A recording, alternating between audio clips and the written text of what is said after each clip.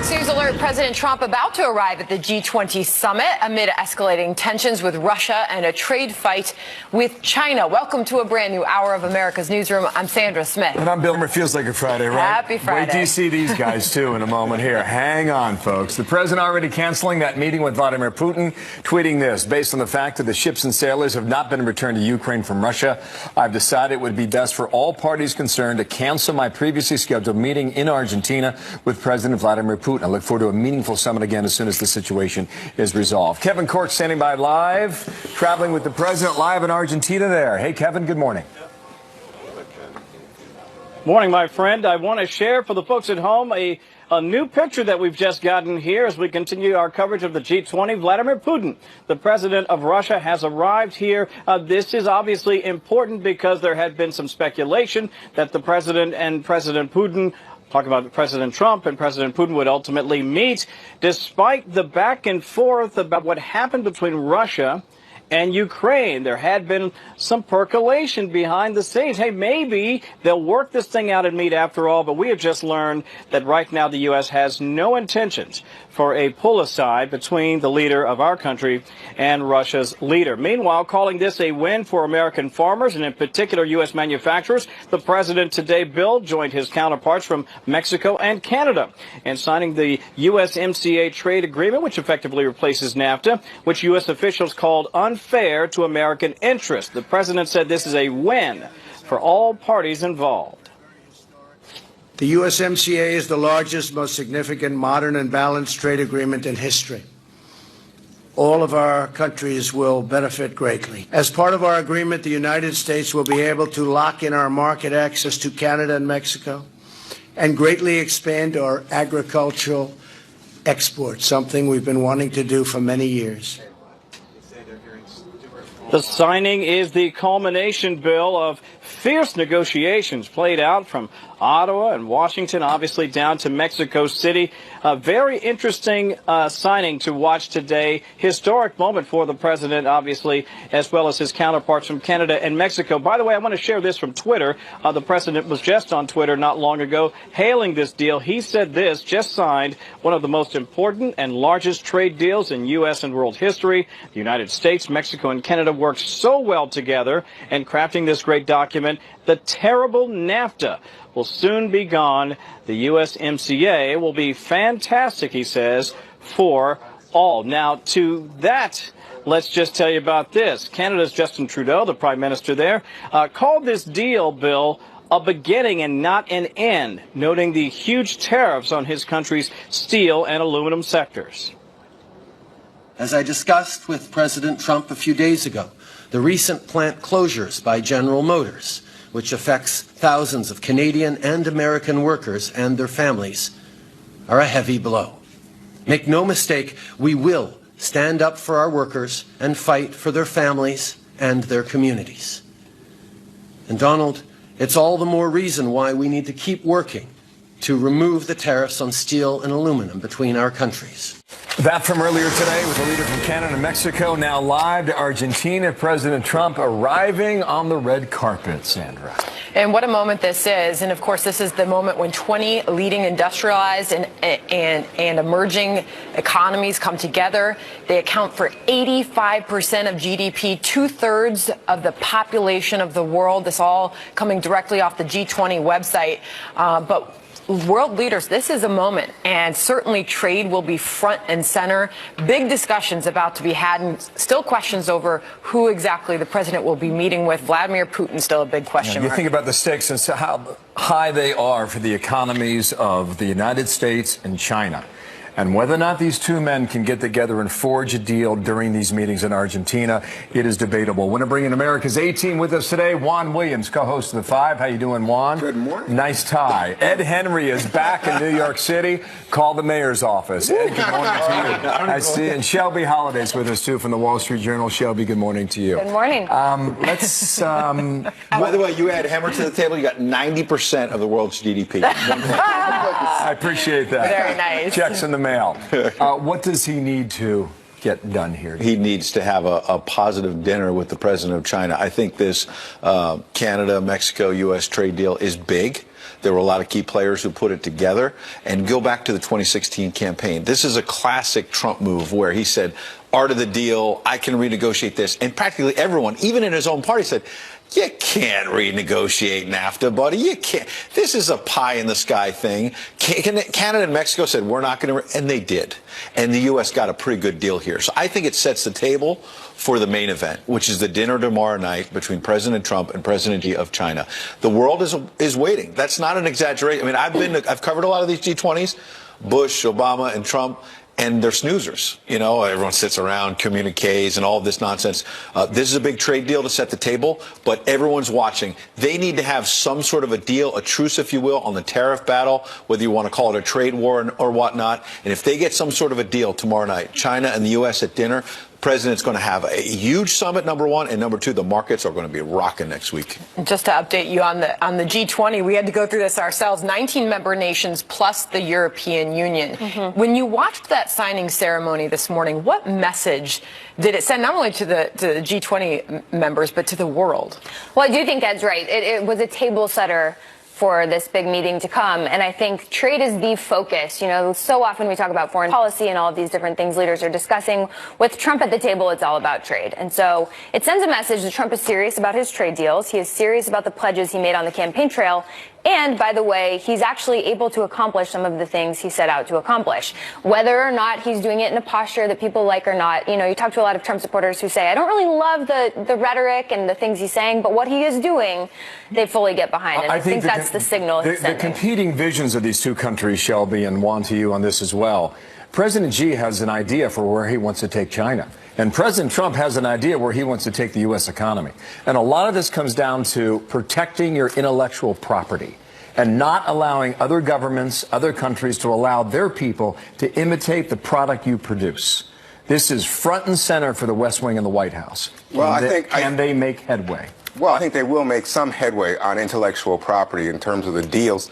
The bigger problem for President Trump is manufacturing, and that's why he's been imposing these tariffs, is to try to equalize the table. I mean, obviously this week the United States suffered in terms of the GM layoffs, 14,000 people. We've seen contraction in terms of things like Carrier, Harley-Davidson moving overseas because of tariffs and the like. And I think that, you know, the markets have been unstable for the last month and, in fact, given back much of what we gained during 2018. So the president understands the economy now is in a difficult place. That's why he's been going after Jerome Powell, the head of the Federal Reserve, saying that he said that Jay Powell's a bigger problem than China, Bill, and that he regrets having named him. And he picked him, and he regrets having named him. So the economy becomes very large. I would differ from this panel in only this regard. I think that the decision to cancel the meeting with Vladimir Putin is going to have real immediate impact. In the sense that we have ongoing trouble here at home in terms of the investigation into President Trump, the guilty plea that was filed yesterday by Michael Cohen, his personal lawyer for a long time. And the question is, you know, who is going to confront Putin on what he is doing in Ukraine, if not the President of the United States? You can't have a meeting if they've got sailors held hostage on behalf of Ukraine. Well, you got somebody should say something to them. Ships as well. Who knows what's going to happen? The Kremlin led the way on this story all week. They said, oh, we're going to sit down for 2 hours. We're going to meet. The White House took about 2 days to confirm that.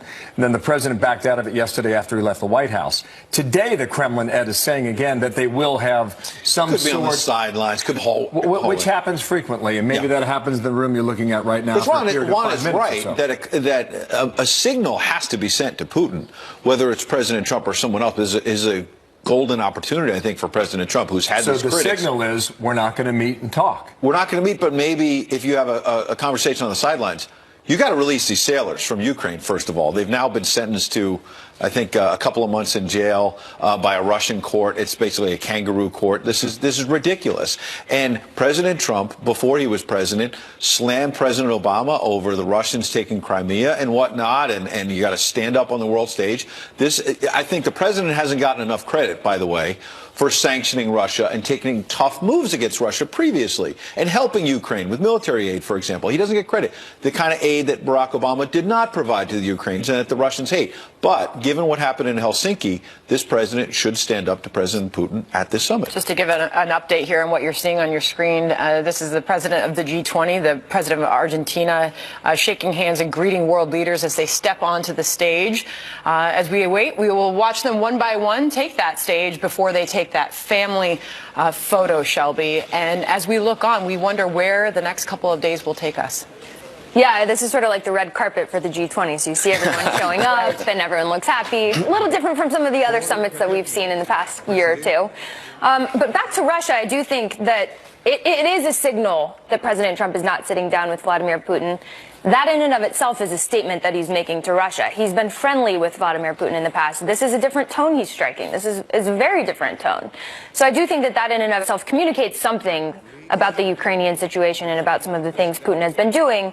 But you cannot ignore what's going on at home here either with the Russia investigation. And to your point, Bill, and all of the Shelby's, developments coming out of that. After the president said, I'm not going to meet with Putin, I saw the Kremlin putting out these statements saying, no, we're still going to.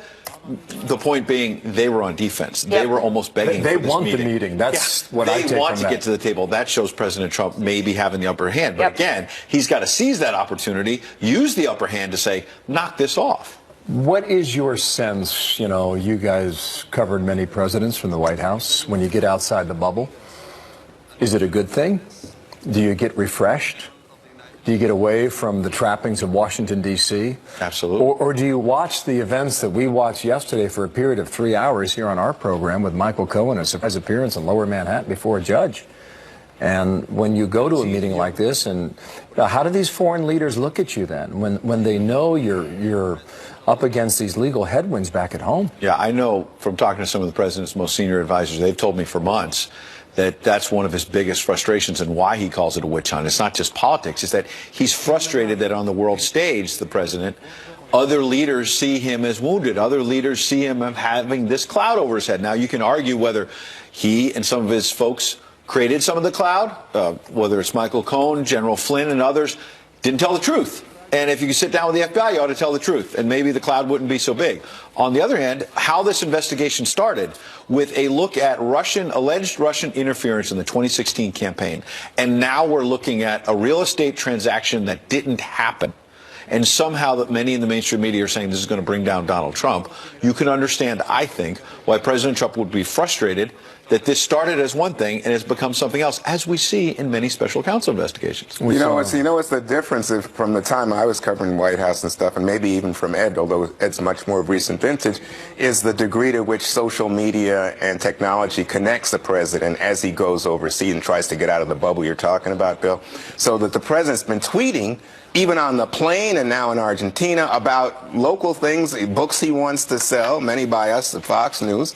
And he's engaged, and he's very much aware of the kind of coverage, the headlines in today's paper about Michael Cohen's guilty plea and the connections that are being made to the what Ed referred to, the real estate deal, the idea of building a Trump Tower in Moscow, and whether or not there was going to be a $50 million penthouse made available to Vladimir Putin. All of that is in his head, and believe me, it's in the head of the people that he's meeting with. How much do we really think has changed since yesterday? There are countless theories, but what has fundamentally changed that we can say for certain about this Mueller matter? Well, we know for certain that Michael Cohen is cooperating with Mueller, and Mueller takes him seriously enough to allow him to plead guilty. It's a signal that Mueller believes Cohen and will continue to work with him. But I also think, if you talk to a lot of legal experts, they say what has changed is that Mueller is sending a signal to Trump that he knows something about this deal and possibly about other things Michael Cohen has told Mueller that we are not privy to. And that's a signal to Trump that Mueller understands some of the lies that have been told to Congress and possibly some of the lies that President Trump wrote down in those answers to him, because President Trump was asked about the Trump Tower deal. Initially, it was a little weird yesterday. Rudy Giuliani came out and said Michael Cohen was lying, and then later sort of walked that back and said Michael Cohen saying exactly what President Trump said in his answers. Well, the other comment Giuliani offered, apparently the Wall Street Journal and others, is that the answers that the president provided were consistent. Right, and I spoke right, that was the second. That came out later after he said. But one thing I would say to what you're saying there is I spoke to Rudy Giuliani last night, and he told me directly that the president's answers are not in conflict. You see the president there, and we lost it. He insists, Rudy Giuliani, that there is no conflict in what the president said and what Cohen said in terms of timing and whatnot. So, look, despite what the president may have said in public before, the key is, what did he tell Bob Mueller in those written answers? The president's legal team, at least publicly, is insisting to us that they are fine and that they are not worried about the answers he gave Mueller.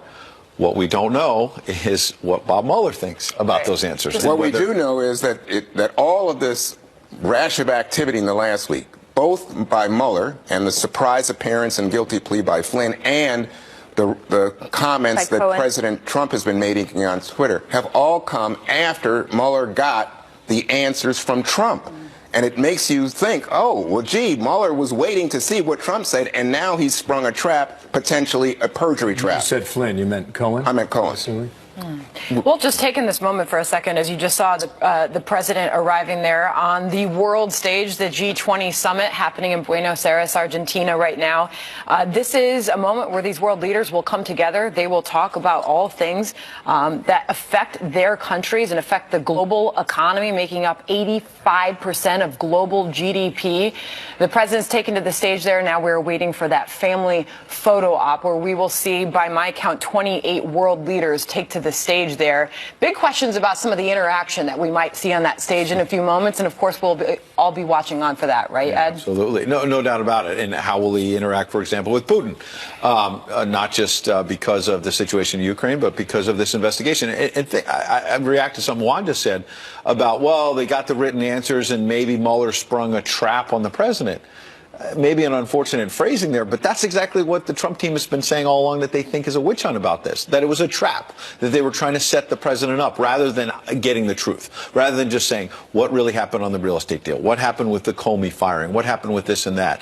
And that all along there's been an effort to just catch him in a perjury trap. When we all know the Justice Department guidelines suggest, anyway, the precedent is, you can't indict the president. So at the end of this, it's highly unlikely the president would be indicted even if they think they found something wrong. So the question to me is, Michael Cohen, one of the things he said in this plea yesterday was that he didn't just brief individual number one about the real estate deal, but family members of the president. And I think that may be something that Mueller is zeroing in on. If that's the case, then, Ed, we're looking at 2019, 2020. This may drag on a lot longer. I mean, 2 weeks ago, everybody, there's Putin. First time we have seen him, I do believe, on camera there. Vladimir Putin in Argentina. We'll see what comes of that. Just trying to... There's another. Yes, Mohammed bin Salman from Saudi Arabia. The White House said this week that there will not be a meeting between the president and MBS in this meeting here in Argentina. You know, the pushback on behalf of Capitol Hill, Republicans and Democratic senators alike were saying that, you know, the money that the U.S. is giving Saudi Arabia to fight that war in Yemen should be extracted. That was a major sticking point for the White House when you think about Mike Pompeo and James Mattis going to brief those senators behind closed doors to say, look, Saudi Arabia may not be the greatest friend, but you're dealing with a tough neighborhood. There's the Japanese president as well. You're dealing with a tough neighborhood, and they are helping the U.S. with efforts in Baghdad to help stabilize that government, and they are helping in the region to push back on Iran. Iran is the big part, and the president has cited that again and again. You see Theresa May there. Obviously, she's dealing with the fallout from Brexit and coming up with a plan. There are a lot of going on. Yeah, a lot of world leaders who have big problems back home. What's remarkable is the times, and Juan, you referred to this, the times we've covered these meetings and nothing comes from them, Shelby. It's a communique that was probably arranged and written before the thing even started. This is an entirely different ballgame, and I believe, as we reflect on President Trump's first trip to NATO, that's really when we understood how he was going to conduct his own personal relationship with the world leaders. He's going to poke the bear. If he doesn't like the communique, and again, and again, and so there will be headlines from this in a way that we are not he was flying typically back from the G7 from Canada, and on Air Force One, he saw the Canadian Prime Minister having a news conference, poking at the president. The president went on Twitter and said, "I'm not playing with this anymore," and blew the whole thing up. It's always fascinating to watch your body language. Well, There's been a bit of that. I also like to watch the positioning, because this is all very much like a Saturday night prom, and everybody's position has been predetermined as they stand. The name's on the floor, right? Exactly. Well, and think about when they announced the trade deal, and you had the Canadian, Mexican, and U.S. leaders, and the president was front and center, number one, and spoke first, and made it clear that this was the deal that he brought together. We're just going to hang with this and see if the body language shows us anything, if there's any commentary also. The president's going to meetings after this with the Japanese leader and others. Remember that moment at NATO when he looked around the building and said, "Nice building, who built this?" How much did that cost? How much did that cost? And that was the first shot he fired at these NATO members to say, you got to pony up more money for your own defense. Yeah, the U.S. is paying for that building. The U.S. dues are paying for that expensive building at NATO. U.S. dues are also paying for world stability and peace post-World War II, but he feels like it's a real estate deal, and I understand that, but you know, and we should insist that NATO members pay up their fair share. And many of them are starting to do that. I just think all these relationships are more fascinating in ways that we have never seen. It's the Trump factor, isn't it? It's the Trump factor. That's what you just said about NATO. And the Trump factor in Argentina rolls on. So get a quick break here. We'll be back in a moment here. We'll cover this and a lot more here on America's Newsroom. Argentina, we saw the class photo a moment ago. Will we see movement now on China with trade? Will that move the markets, or are we getting ready for a long haul? Charles Payne, host of Making Money. Charles Payne, 2 o'clock Eastern Time, Fox Business Network. Good morning to you. Good morning. What do you think? Is there movement or not? There's the niceties are pretty good going into the meeting, right? It's not just the comments that Lighthizer made. By the way, he made it to Liz Claman, so Fox News was the one that kind of broke that this morning. Fox Business, rather. But there's also a piece of good editorial in the China Daily, which is the sort of unofficial, official mouthpiece of the Chinese government, suggesting that they do want a deal. They just would like America to meet them halfway. So we're getting everyone saying the right things as we head into this. So we'll see. The market is cautiously optimistic, I think.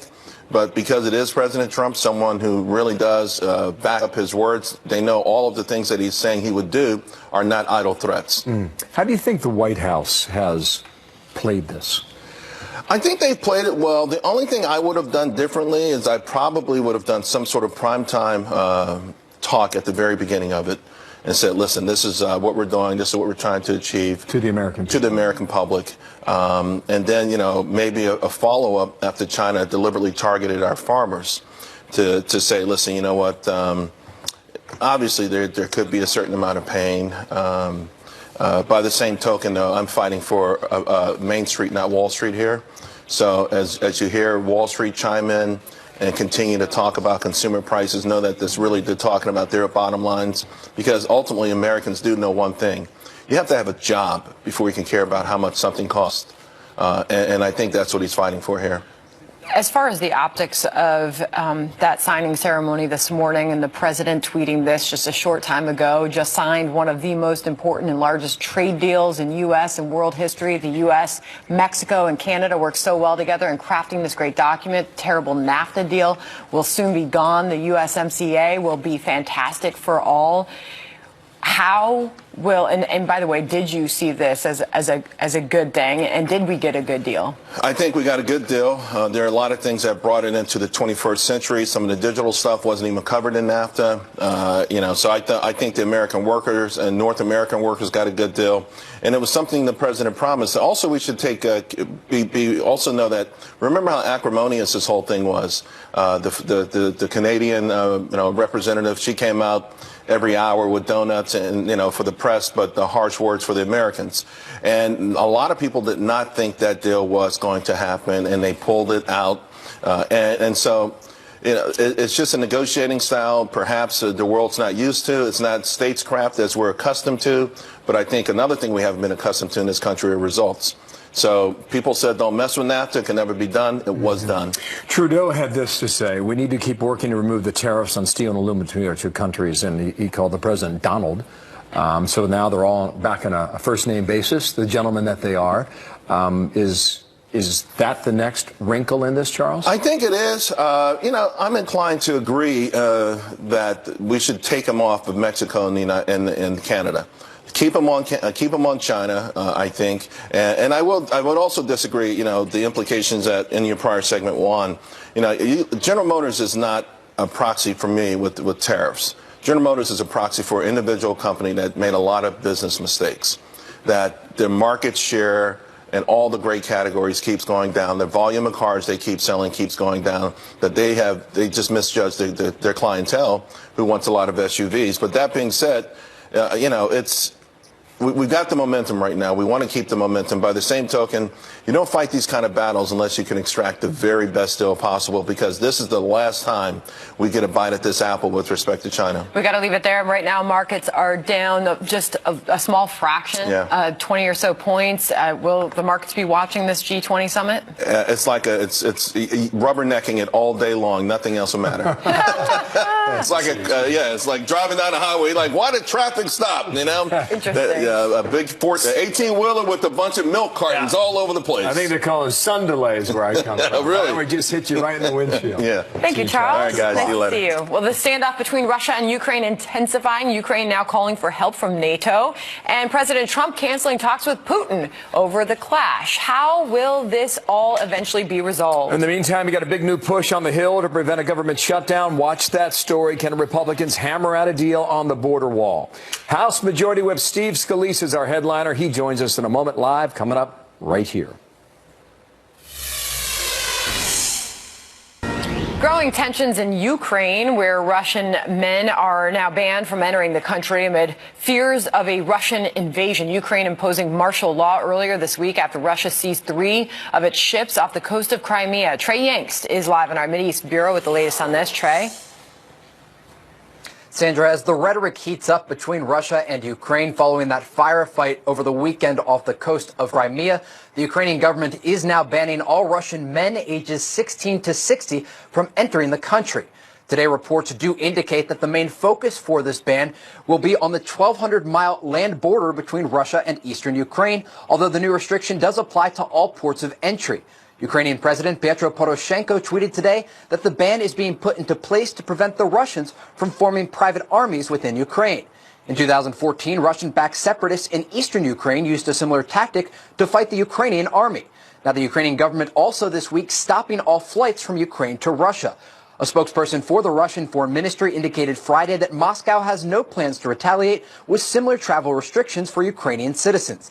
Late last night, a prominent Russian lawmaker said on television that Russia is not interested in war with Ukraine, although both countries do appear to be preparing for a major military confrontation. Now, Sandra, these latest developments do come as 24 Ukrainian sailors do remain held in Russia after they were captured on Sunday. And the latest information that we are getting is 3 of those sailors, all of them captains, have been transferred from a jail in Crimea to a jail just outside of Moscow pending trial. Sandra?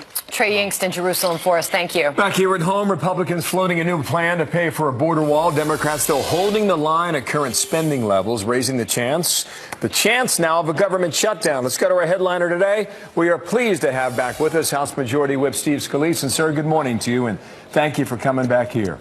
Morning, Bill and Sandra. Great to be with you. So what we understand, $5 billion, give or take, maybe not over a year's time, but over 2 years. Is that something that could pass? What President Trump has talked about is that he needs $5 billion right now to secure the border. And it's a full border security package, including building the wall, including technology, making sure that our Border Patrol agents have the tools they need. You just saw in the last few days, they're being attacked and assaulted by some of the people in this caravan. And the president needs to secure the border. I think it's important for all Americans that we get this done.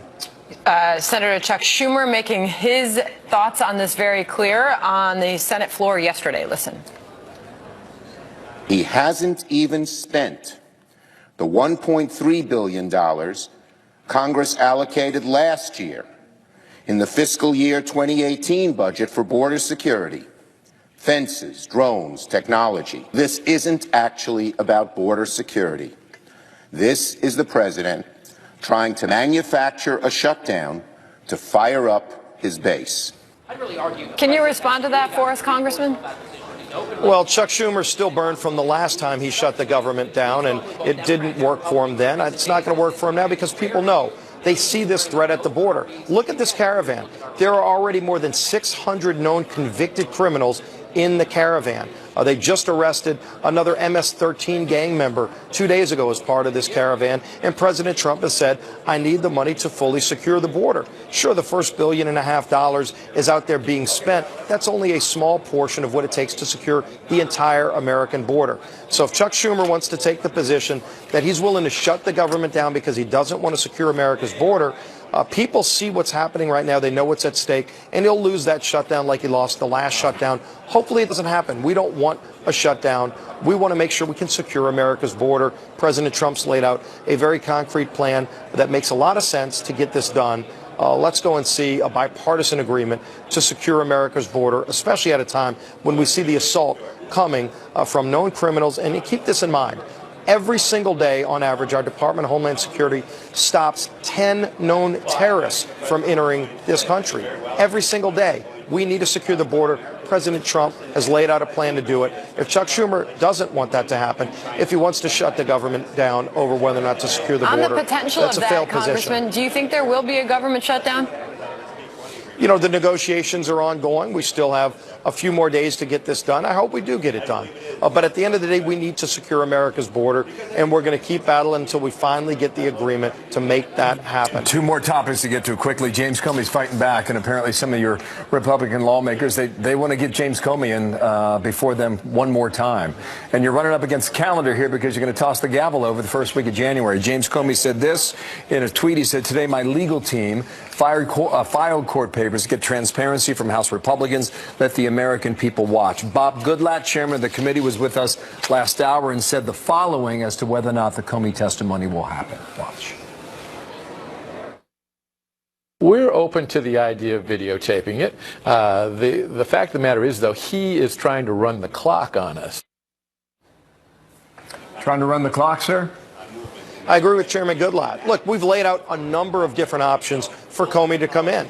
You don't get to decide whether or not you want to comply with a compelling order to come and testify before Congress. Ironically, in his tweet, he mentions transparency. The whole idea of getting him to come and testify is to be transparent with the American people, not through leaks, which Comey's good at, but by being sworn in under oath and testifying and telling the truth to the American people about what's going on. Is this a witch hunt? Is this targeted? What's really happening? The only way to get true transparency is not through him trying to leak stuff and write books. It's about swearing him in under oath and getting an honest conversation about getting the facts to the American people. Congressman Scalise, finally, the president is at this G20 summit at the moment.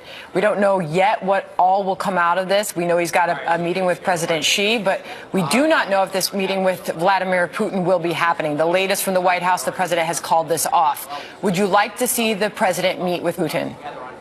Well, regardless of whether he meets with them or not, clearly there is a lot of diplomacy going on because what Russia is trying to do with our friends in the Ukraine is wrong, and we're standing up against it. I'm glad that President Trump is standing up to Russia and standing with our friends in the Ukraine. We didn't see that from the previous administration.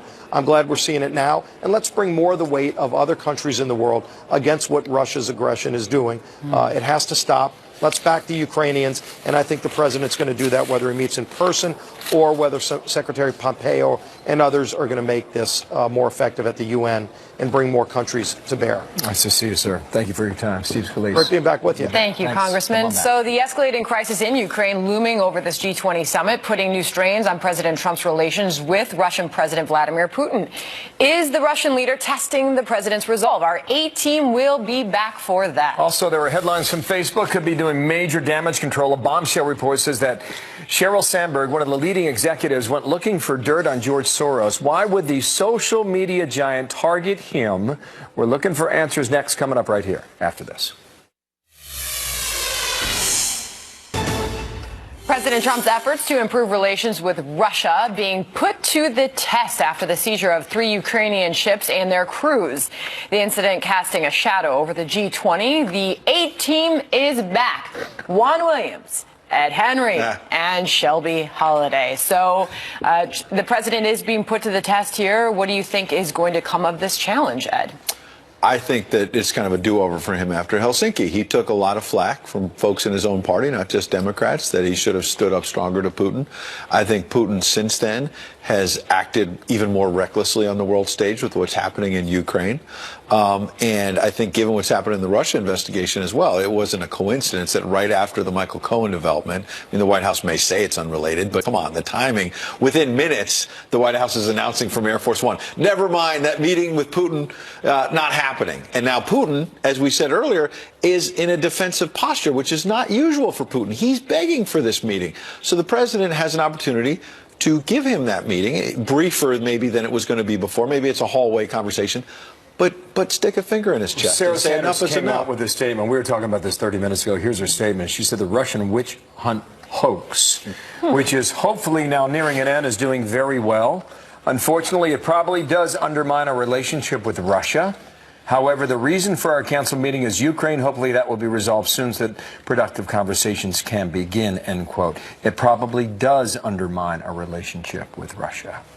It likely does, and as Ed pointed out, it seemed to have an impact on President Trump's meeting with Vladimir Putin. But what else has an impact on our relationship with Russia is the fact that Michael Cohen testified to Congress and told lies that Russia knew were lies. And this document that he wrote that was public, it was very clear if you were involved in the deal, if you were involved in President Vladimir Putin's press operation over there, that Michael Cohen wasn't being truthful. And so things like that also go into this balancing game between Vladimir Putin and Donald Trump. And Ed was talking about leverage. Leverage is everything when you're talking about Vladimir Putin. That is how this man rolls. That is what his currency is. He got a lot of it. He loves having the upper hand. So what's curious to me is the world stage. Clearly, the president thought that he could, in fact, create an alliance between the U.S. and Russia, that he could do much better with Putin than previous leaders had done. But what Putin has done in Syria, Putin's continued relationship with Iran, the kind of difficulty that we face about the Khashoggi murder perpetrated by MSB or Bin Laden, MBS, all of that has Russia involved. And the question is, at what point does Trump say to Putin, this has to stop? He has yet to say it. And he still has leverage. We still have sanctions in place against Russia. We still have a lot of leverage and still have a lot of ability to tell Russia no. All right, we will have more on that coming up, but we've got to get to this topic. Facebook, we've been seeing them doing a little bit of a damage control. Now there's this report out that Sheryl Sandberg, one of the executives there, went looking for dirt on George Soros, and now Facebook has responded to that bombshell report, saying this: Mr. Soros is a prominent investor, and we looked into his investments and trading activity related to Facebook. That research was already underway when Sheryl sent an email asking if Mr. Soros had shorted Facebook stock.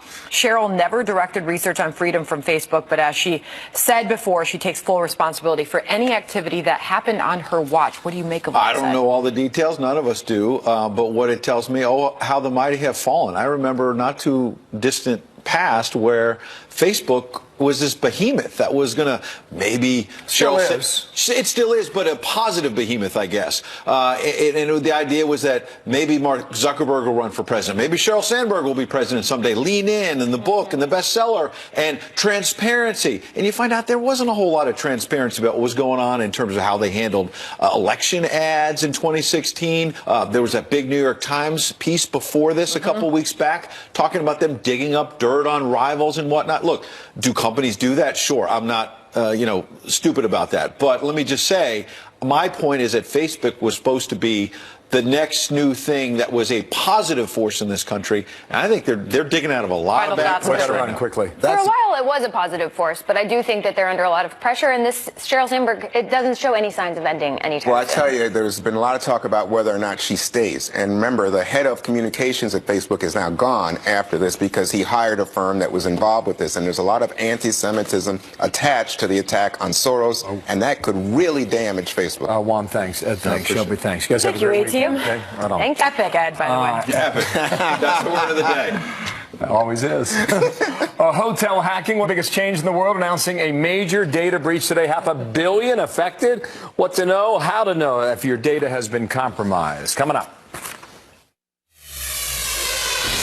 Data breach. Marriott Hotels has announced its Starwood program database has been hacked and potentially 500 million guests are at risk. Hillary Vaughn is live in Los Angeles on this story for us. Hillary, what can you tell us? Hey, Sandra. Well, Marriott says the breach affects guests that made reservations at a Starwood brand hotel on or before September 10th of this year, dating as far back to 2014. Marriott says an outsider got their hands on guest information that was tied to the reservation. Starwood and Marriott merged under the Marriott brand, but the breach affects just the Starwood hotel chain. The group represents many popular hotel brands, including the Westin, Sheraton, W Hotels, St. Regis, and Aloft Properties.